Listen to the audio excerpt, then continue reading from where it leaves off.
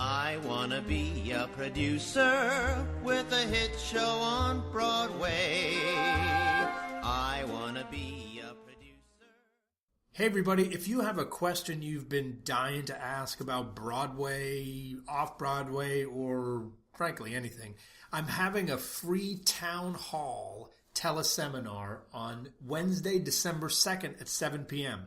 If you go to the blog, all the details are there. Wednesday, December 2nd, 7 p.m., everyone on the phone and me asking all sorts of questions, and hopefully I'll come up with some good answers. We'll see you then. Check out the blog for more info.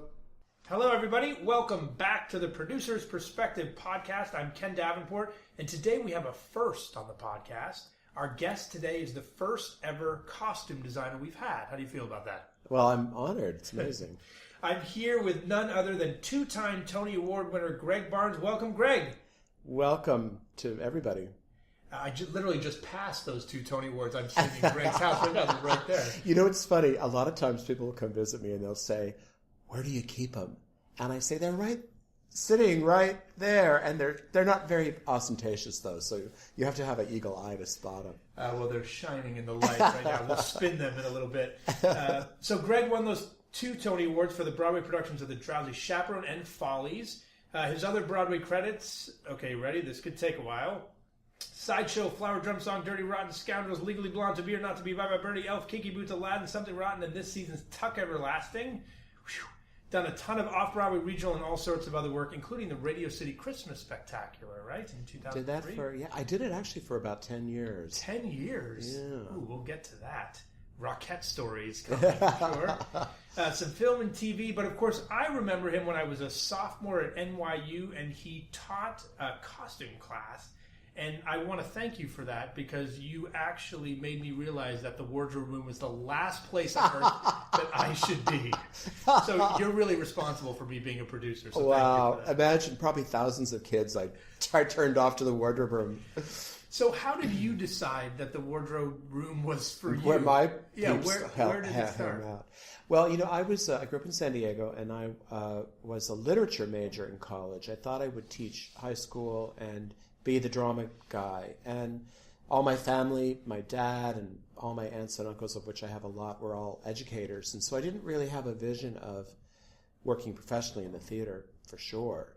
But I took some scenic classes and some design classes because I thought, well, the drama guy needs to know how to put a show together. And I took this costume history class, and it was, you know, just you sit in a room and you're hearing words you've heard 1,000 times, and all of a sudden they have a different meaning to you. And it just sucked me in. I didn't have to take notes. I remembered every single thing that teacher said. And at the end of that, I was just about to graduate, actually. I was in my 4th year of undergrad.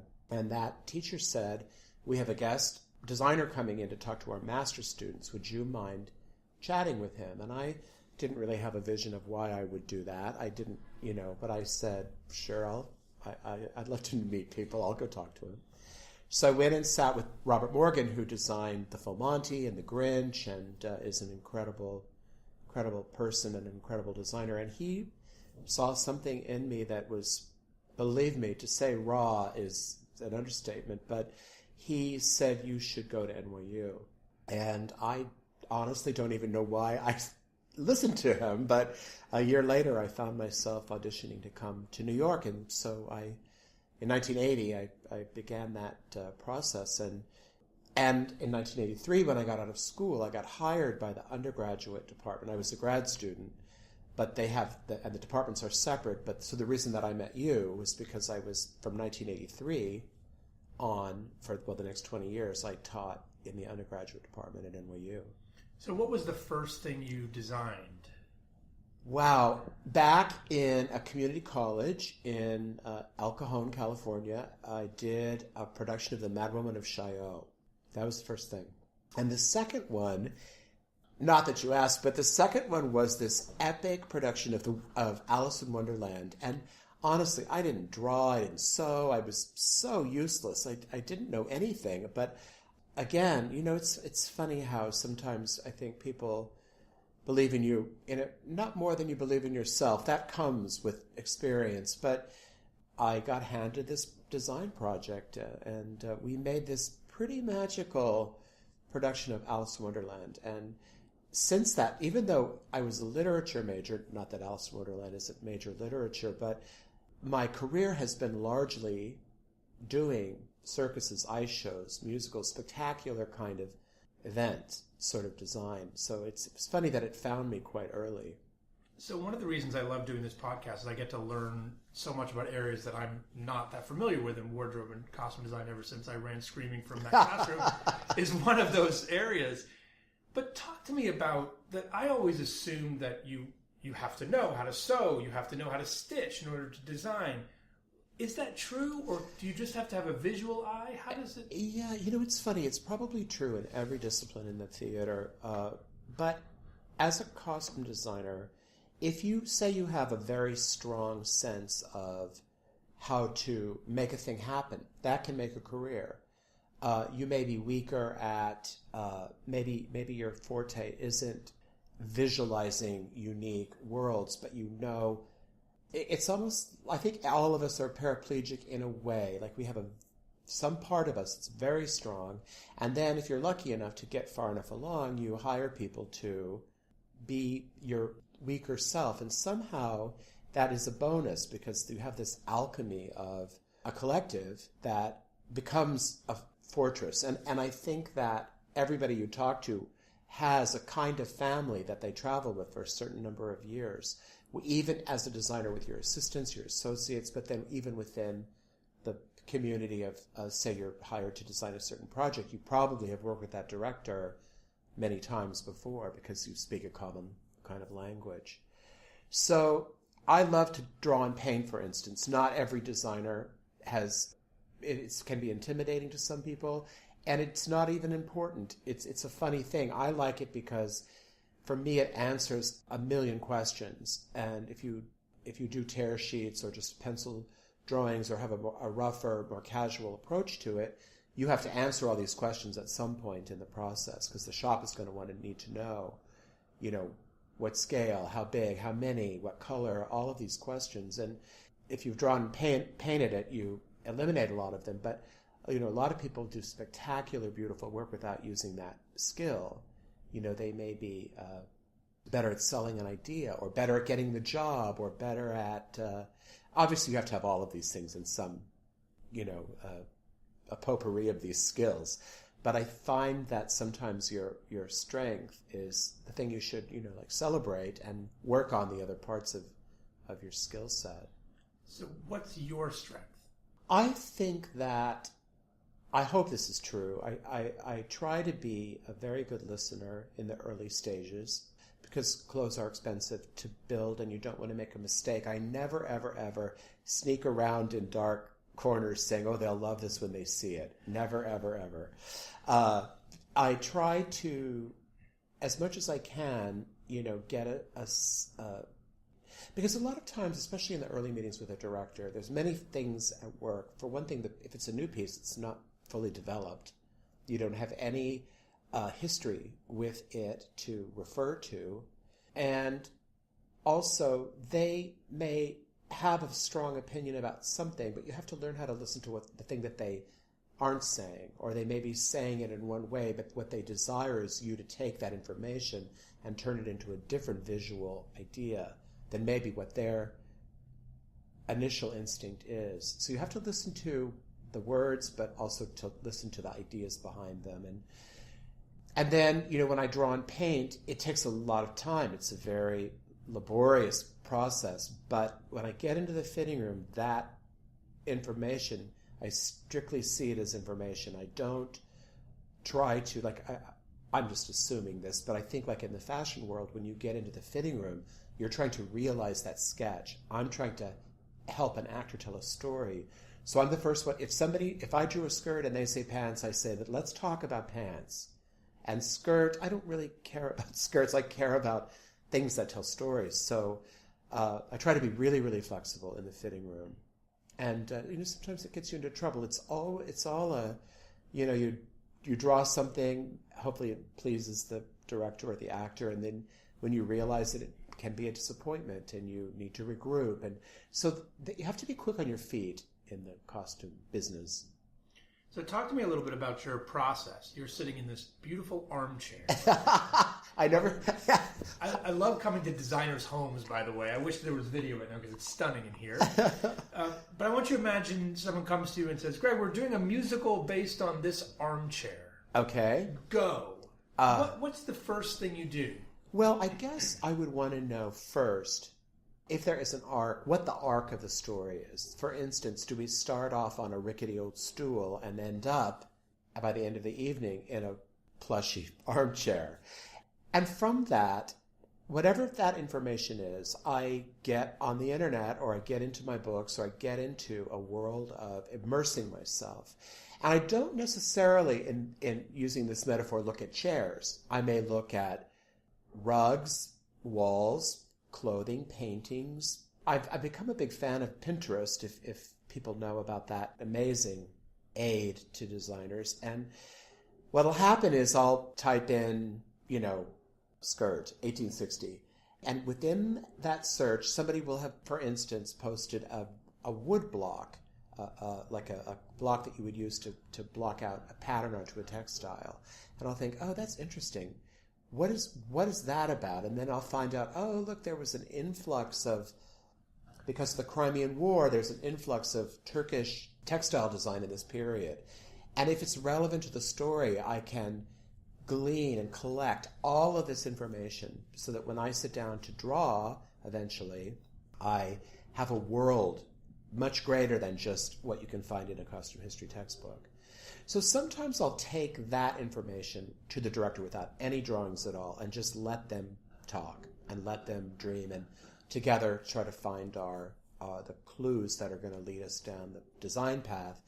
Sometimes I'll also just sketch things in pencil, but often I just share the research. Then the next step, of course, is to start to draw, and I do that quite quickly. I share that information, and say I have 25 drawings.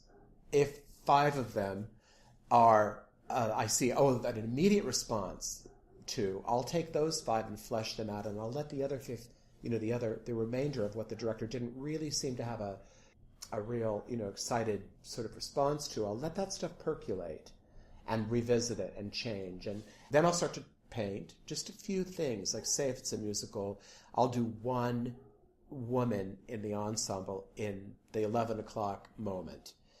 And if they respond to that, then I'll start to flesh it out. If they don't, it's easy for me to throw that away and develop another idea. So it's a lot of back and forth. It's like a ebb and flow of a tide almost. And hopefully each time you have a meeting or you develop, you're making steps towards the eventual design. So obviously Armchair would be a totally original piece. You've done a lot of work, obviously, on some shows that have had source material. Legally Blonde, Aladdin. Do you like to go back to that original source material and take a look, or do you stay away from it altogether? I do. I love it, actually. I'm shamelessly fearless about looking at what has come before me. And I can use Legally Blonde as an example. And actually, if it's okay, I'll talk a little bit about Aladdin as well. With Legally Blonde, when I watched the film, there's a lot of witty design work in the film. But what I realized was that even though I'm seeing this film on, probably I think it was a VCR tape, it might have been a DVD, I don't remember, but that it had already dated itself. And I thought, we're developing a project that hopefully will have appeal for many, many years to come. And even though we didn't run all that long on Broadway, I've done it as recently as a year and a half ago in Vienna. So it's something that, has had a life beyond its Broadway appearance. And, it was very successful on the road. We did it on the West End. It won the Olivier. So I thought, how can I take the wit of what that designer, and I don't even remember the name, I apologize to that designer, and figure out a way to make it timeless. So I didn't actually quote visually anything from the film that I can remember, but I started to, within the context of the story of Legally Blonde, try to figure out a way to do some subconscious storytelling. For instance, when Elle goes to Harvard, the students that she encounters there, who are very different, obviously, from her Los Angeles princess peeps, I thought, these kids probably come from generations of their dads came to Harvard, or they have a history. She's a fish out of water in many ways. So I designed a lot of clothing that looked like, oh, maybe the blazer was handed down. This was the dad's lucky blazer from the 1960s. And then I paired that with a young person's, more hip sort of styling. A friend of mine was up in Boston doing the Out of Town for High Fidelity, and I called her and I said, go to Harvard Yard and take pictures of the kids. And of course what came back to me were dirty t-shirts and jeans, and it didn't have the sort of style that I was looking for, but within that I could use some of those things. With Aladdin, what was really useful about looking at the original artwork, it's a beautiful film. Casey Nicolau had said, I want to honor the animation. So when I looked at it, it becomes very evident that the backgrounds in an animated film are elaborate. And the people, because they have to draw them so many times per second to make them move and make natural movement, are actually quite simple and color blocked. So I thought, even though those clothes have a lot of texture and a lot of design, graphic design within them, I tried to make them have the sense of animation in terms of having a color blocked feeling. I didn't quote the film, but I have to qualify that because I did a lot actually. But in 95% of the show doesn't look like the animated movie. The only place where I did really use the animators' original ideas were on Jasmine and Aladdin and Jafar, because I thought, well, if I was a child and I love this film and I go see Aladdin, I want to instantly know who my hero is. Who, if you're a Jasmine fan, I want you to instantly have a pulse almost of excitement when that. So I mean, it's a very sophisticated version of the film, but it's the color, the breakup, the hair, all of that stuff pays homage to the film. Yeah, there is. You do have an obligation to. These people have an expectation of what they're going to see. Exactly. If they don't see that, you'll disappoint them to some extent. Yeah. When I was a kid, my family were not theater goers. They were more little leaguers, and we were quick to dash off to a football game, and I always wanted to see a show. So my dad would take us to see the circus when it came to events at the sports arena, ice shows, that kind of thing. And I remember being maybe 7 or 8 years old, and a touring production came through that was called Disney on Parade. And it was before ice shows, now they do a lot of Disney ice shows, and I was a little kid, I loved those albums that they had. There were no, if the movie wasn't new, you only knew it through these records. And so I remember sitting in that sports arena in the darkened light, and then those big soundtracks they always have, and feeling this incredible rush of joy. And when I work on a thing that has a kid, and where a kid is part of that audience, I always try to somehow help get that feeling so that experience happens for that child in the way that I felt it when I was a kid. You talked a lot, obviously, about the collaboration required for a director and a costume designer. It seems to be you're getting a lot of feedback and instructions, if you will, from them. Mm-hmm. What about the writers? Do you collaborate with the writers? Do you like a writer that says in the stage directions she's wearing a long pink gown that goes to her toes? I do, actually. I mean, oftentimes what that long pink gown might turn into a pantsuit. It happens, but at least that they are visual and that they are visualizing things. It's interesting. On 2 projects that I've worked on, one being The Drowsy Chaperone and the other being, they were both with Casey. What was the other one? It might have been an Elf, but I start to do my process and we chart everything out. And you realize, they have a scene. Let me use The Drowsy Chaperone as an example. They have a scene that's set at night. They talk about the bride singing a lament to the moon. So I go back to Casey and I say, obviously this wedding takes place over 2 days. I'm assuming the wedding is the following morning. And he says, no, it's just one day. I said, well, is it a nighttime wedding? Well, no, a nighttime wedding doesn't really sound right. So I say, well, in the dramaturgy as it's currently set up, and at this point, nobody's done the Drowsy Chaperone. It's a completely new, piece. And I say, they say here, the bride sings a lament to the moon. So he says, let me get back to you. And he goes to Bob Martin and all of the amazing writers. And they then insert into the script, the man in chair, if you know that piece, says, well, of course, it's ridiculous because it's the middle of the afternoon. So what's great about being part of a new project is that you become part of the dramaturgy of the story, in a sense, by the questions you ask. And in fact, back to Drowsy Chaperone, I did a sketch for Georgia Engel of her first dress, and the song was called Fancy Dress, but when they saw the sketch, and I made the dress be 10 years earlier than the 20s, it was as if it was her favorite dress from another time in her life. And they saw the sketch and then they elaborated on the fancy dress. So it became, the lyric then evolved because everybody thought it was funny that she was dressed up in this anachronistically fancy dress. So I love that. I love that we get to be part of, the bigger picture as well. So you said something that would make all the producers out there happy earlier, in that you don't want to build anything until you know everyone's on the same page because things are so expensive. So imagine I come to you today and I say, Greg, we're gonna make this Armchair the Musical. And it's gonna be a medium to sized musical.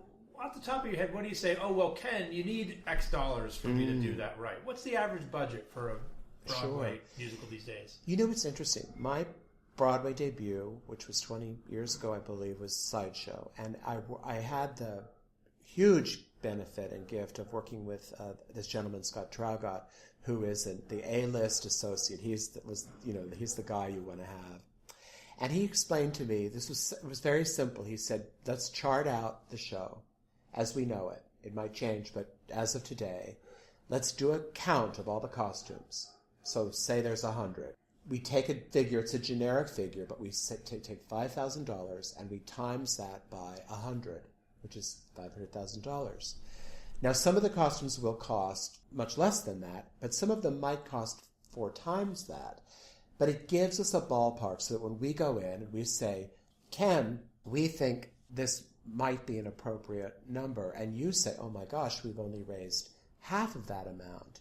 So we then know, well, we have a problem, and we could regroup, we could do this, maybe we can find money here, find money there, make this compromise. And in turn, what often happens is we'll come back with a figure that's maybe in the middle or somewhere in that gray area. So sometimes the process is it's always back and forth. And even when you have a show that's lavishly budgeted, inevitably I hate to say this, but it's never enough money. It isn't just the cost of getting the costumes created, it's also the cost of maintaining the costumes, the running process. It costs a lot of money.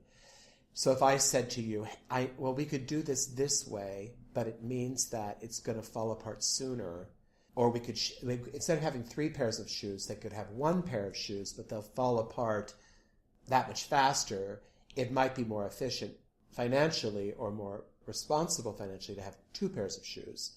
And that way they share the burden of the wear, and we can go a year or however long we can go before we have to make new shoes. So everybody's sort of, obviously you go into every project hoping, assuming, wanting it to be a huge hit. And if there's money, then those questions become easier to navigate. But in the beginning, you never know what will capture an audience's imagination. I'll never forget when I was an assistant company manager on Showboat, I think it was my first big job, and I got a bill for a pair of boots for somebody at like $1,800. Yeah. Just you did it a little bit there, but talk to me a little bit more about why these things, whether it's boots or whether it's a gown or whether it's a bra, whatever it is, why are they so expensive? For one thing, of course, we live in New York City, and all of us have to pay exorbitant amounts of rent, and for a shop, a big shop like Barbara Matero's, who is no longer with us, but Tricorn, which is a very big shop, they have an exorbitant amount of overhead. That's one part of it. The other thing about costumes, which is sort of interesting, and I was giving you that example of the $5,000 figure, that was 20 years ago. Now that figure not only has it not gotten any higher, it's actually gotten lower. So costumes actually cost, I think, they might cost less than they did 20 years ago, or maybe equivalent. This isn't really answering the question about why things are so expensive, but I have a little bit more to say about that as well. But it is interesting that the people that go into this, probably in almost every, if you're an actor, you really want to act. If you make a lot of money in that process, that's a perk, or some people want to be a movie star, but for I think most people, we do it because we have this passion to tell story. In my case, I do it through design. In a shop's case, they do it through creating those designs. I don't know any costume shop that walked away from the business at the end of their life a billionaire, or even they may be a nice middle-class citizen financially. So we do it because we're passionate about it. Another thing that makes costumes expensive is that it's all one of a kind. You develop something, and there is a learning curve. I can go back to my I drew a skirt, you want to wear pants example. They've mocked up a skirt. If it turns into pants, they most often do not bill an additional cost.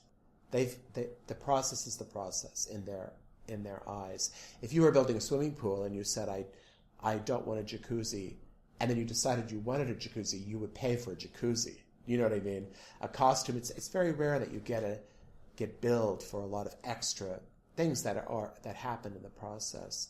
So, the costume shops they're heroes to me, even though I know sometimes you do think, why does this little dress cost $4,000? But when you look at the amount of staff, the amount of real estate, the amount of people involved, I can give you an example about the size of a team it might take to do an Aladdin costume, for instance. You have the draper and their team. They have to have somebody who cuts it out. They have somebody who sews it. They have somebody that finishes it. So even if it's a small shop, it's at least 4 people. Maybe it's painted. You have to have a painter. You have to have that equipment, that space. Maybe it's painted and has a little beading on it. That's another department. So there's people in that department. And then there are who's collecting all of these beads, who is sourcing all of this dye, who is hunting down the 20 pieces of cloth that might be in a single garment. So it grows. It's not just you and one person. It's really a village. When they say it takes a village, in our business, it really takes a metropolis to make it happen. So I think that's why. And oftentimes I know after you've developed something, people hope that it will become less expensive after you've gone through this prototyping process. But usually on the first costume, the shop will lose money on the costume, which is sort of extraordinary when you think, why does this dress cost $4,000? So then they're kind of playing catch up a little bit on the future companies if you're lucky enough to have them. See, I'm learning something as we go. It never dawned on me that, it's a one-of-a-kind original, a Paris original. It's that thing. Exactly. You're designing 100 costumes that are totally unique. I was expecting you to say, well, Ken, these things have to last 8 shows a week, be danced in like crazy, be sweated in more than anything you can imagine, laundered and dry cleaned. And they're Paris originals. If they're Barnes originals, every single one of them. Yeah, you figure a garment that they make in the fashion industry for a runway literally only has to survive for about, I think a whole fashion show with 30 looks is about 8 minutes, 10 minutes. So that is a big part of it. I didn't bring any of that up, but there is the reality of sweating and the amount of wear and tear that a costume goes through in a single evening of a show. Also, you want to make a costume. I would say this, but it's like you want it to look like a butterfly and wear like an Iron Maiden, right? So that the audience isn't like, it's not like, when you go to a theme park, you sort of understand this parade is going to happen 5 times today, and that polyester double knit tunic can get thrown in the washing machine, and but on Broadway, I'm making a gross statement about, I'm sure that theme park parades are much more artistically approached. But on Broadway, you want to feel like, for the cost of this ticket, I am seeing this, and it's just happening for me. One time only. Even if it's Phantom and it's been running for 20,000 years. You want to feel like the clothes have a special quality to them. Even if it's modern dress. Even if it's, you don't want to... It's another thing, like if you're doing Legally Blonde, you don't want everybody in the audience to be wearing what the actors on the stage are wearing, because then the event doesn't feel as special somehow. So even though we do buy things, and we do, especially with the modern thing, it is a mix of created and purchased, but you want to try to find a balance that seems unique. And that relates to the fact that the purpose of it is to help tell the story. Any specific stories you can remember from seeing something in previews? You're sitting back, oh, I can't wait for this number. This is going to be so beautiful. All the girls are wearing their outfits, or the guys, and they come out and you're like, oh my God. Yeah. That isn't right. I got to do this over. Oh, it's funny. We started this interview talking about how you don't want to waste money. And if I could line up all the times I've wasted money, you'd be appalled. I mean, there is something about it's a magic alchemy, really, and the audience is not to be underestimated. They are a part of it. So say you've designed and written and scored and created a moment, and it's your opening, and you need it to land in a certain way because it's going to set up how the story is being told, and it just sits there. No matter how good the dress is, that is not going to be the dress. You have to be willing to... I can use, if it's okay, use Kinky Boots as an example. When we went to Chicago, we made a lot of changes, and probably half of the garments, maybe not quite half, but we call them the angels, but they're Lola's, drag pals. So much of that changed, and it had to do with finding the right tone in a way for the piece, because it's not Priscilla Queen of the Desert. It's not that kind of an evening. And some of the stuff was too over the top, and some of it was not good storytelling. And even though I didn't do it in a vacuum, but collectively, through really smart producing and smart direction and smart collaborators, we were able to hone in on what the problems were with the wardrobe specifically, and quickly, like in a weekend, I would say, sketch in a new visual. And we used took things from that and put them here and ran to there and implemented it here. And I'm so pleased with how that all then eventually came together. And it was a better design then. So yeah, there was a smallish rack of drag items that are available for trick-or-treating. Somebody wants a good drag costume. You're going to get some phone calls now. Speaking of that collaboration, how much do you collaborate with the scenic designer? Because I once worked on a show, which I shall not name, that when we got the scenery next to the costumes, it was if someone threw up on the stage. Like, do you have to think about that backdrop? Oh my gosh. Yes. Oftentimes the scenery, the scenic designer oftentimes is hired before we come into the picture. And that's my favorite. If there's one thing I could insist on, I would say hire them first, because they start developing the world inside the box, the world inside the proscenium, if there's a proscenium. So, for instance, if I may, I'll use David Rockwell, who I know you spoke to. I love that interview. We did Dirty Rotten Scoundrels together, and I've worked with him many times, so I think that was the first time, and I went to see the set. I had just been hired. I hadn't, I'd never even seen the film at this point. And I went to his studio with Jerry Mitchell and Jack O'Brien, and they were working, on the set. It was pretty far along. And they had this beautiful, beautiful, sort of what you think of the south of France, the sky in the south of France. And it was this beautiful blue color. And I thought, I can see that if I put a person in orange in this space, that's going to be a really strong statement. That's going to, it's the opposite on the color wheel. It's really going to be, You have to be careful with your warm palette. That's your ace in the hole.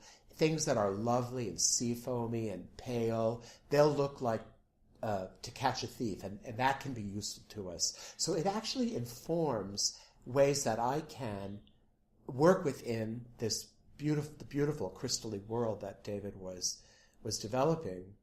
So I love it when the space is the first thing to come along.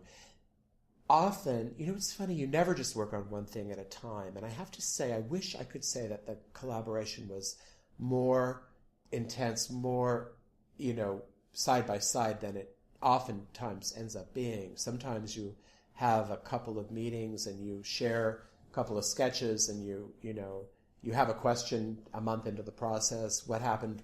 What color is the sofa? What color is the armchair? But in terms of actually being in the best of all possible worlds, I don't think that kind of collaboration happens as often as we would like it to. It's just because everybody is so busy. You're always out of town and you've got 5 deadlines that are all happening at the same moment. And, I've got 3 shows running on Broadway and national tours. And so I'm on the road a lot and sometimes hard to get. And so the collaboration is tricky. But that kind of thing that you're mentioning, where you get there and it's like, oh my God, what have we done? That shouldn't happen. You may say, you should say, this doesn't work, but at least it's beautiful. Well, that whole show shouldn't have happened. So there's a lot of things went wrong with that one. I was going to ask you what your favorite piece of work was, but now Susan Stroman has inspired a new question here on the podcast, which I'm calling the Smithsonian question, which is, if you had a choice of just one of your designs, the Smithsonian calls and says, we got room for one. Greg. Oh my gosh. I'll give you a show, though. We won't say one dress or one suit. The whole thing. What show of yours would you want thrown in there? Oh my goodness. This is like Sophie's Choice in some way. Like, which child do I keep? It's funny. I'm torn between 2, and I know that doesn't answer the question, but I'll explain why, if that's okay. Start with 2. It's cheating. I know it's totally cheating, and the Smithsonian's going to reject one anyway. But the original production of Sideshow, it meant so much to me. It was my Broadway debut. I thought it would take 5 years to make that debut. It took 20 years to make that happen.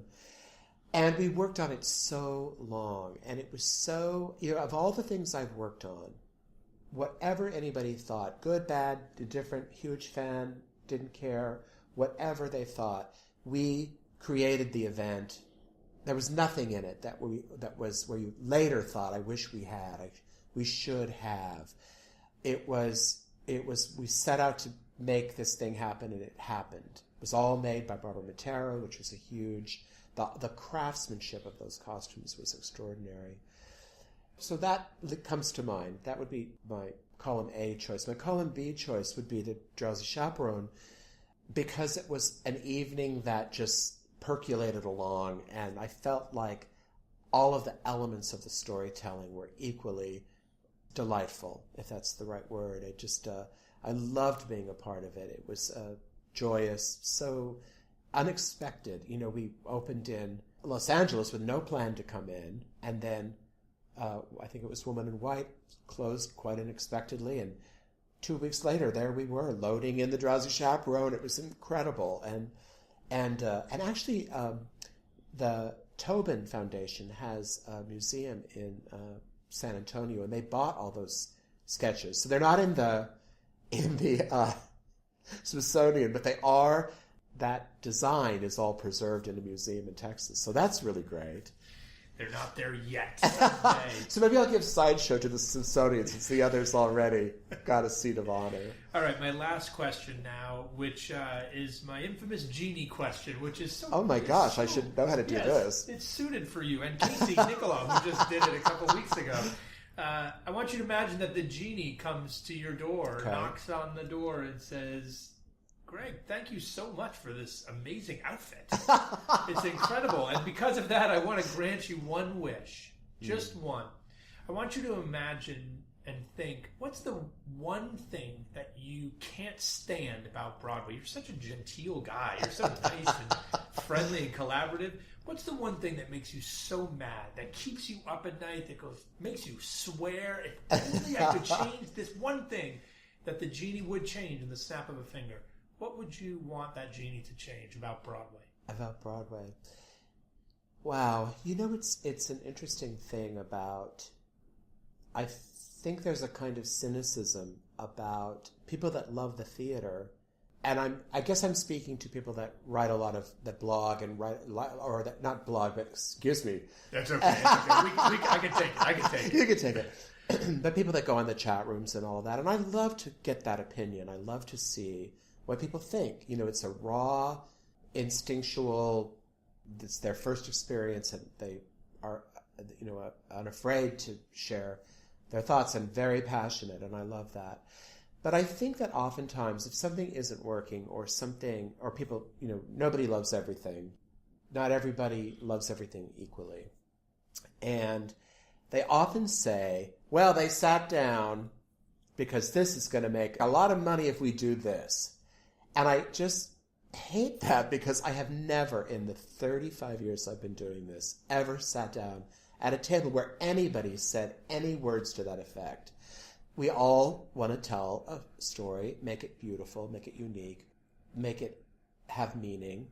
So that attitude that there is a kind of cynicism doesn't, I just don't know anybody that I have ever worked with, collaborated with, that has that. I'm not sure if I'm answering the question well, but I know when I read it, I think I think, oh God, that's so hurtful. It's so, and it isn't at all, what we set out to do. We set out to make something joyous, and if it's an entertainment, we wanted it to be, joyously life-changing. If it's a story with a different kind of meaning, we wanted you to come out and be changed or have a different perspective on life. That's really what the job is, ultimately. Well, I agree, and I want to thank you so much for being here, and also thank you. Your answer about the Smithsonian question just shows what kind of guy you are, because I asked you what work would you want of your work would you want to be in the museum, and you said a show where we all just got along and the story was told wonderfully. It wasn't about your designs. You're an incredibly collaborative guy, and we need so many more of you in the theater. And it's obvious why you've been such a success. So thank you so much for that. Thank you for spending the time with us. Thank you, all of you, for listening. Next week, Gregg, one of your producers, Daryl Roth, with us next week. Thanks so much, and we'll see you then. Don't forget about the free Town Hall teleseminar on December 2nd, 7 p.m. Check out the blog, theproducersperspective.com, for all the details and to register. We'll see you then. I'm gonna be a producer. Look out, Broadway.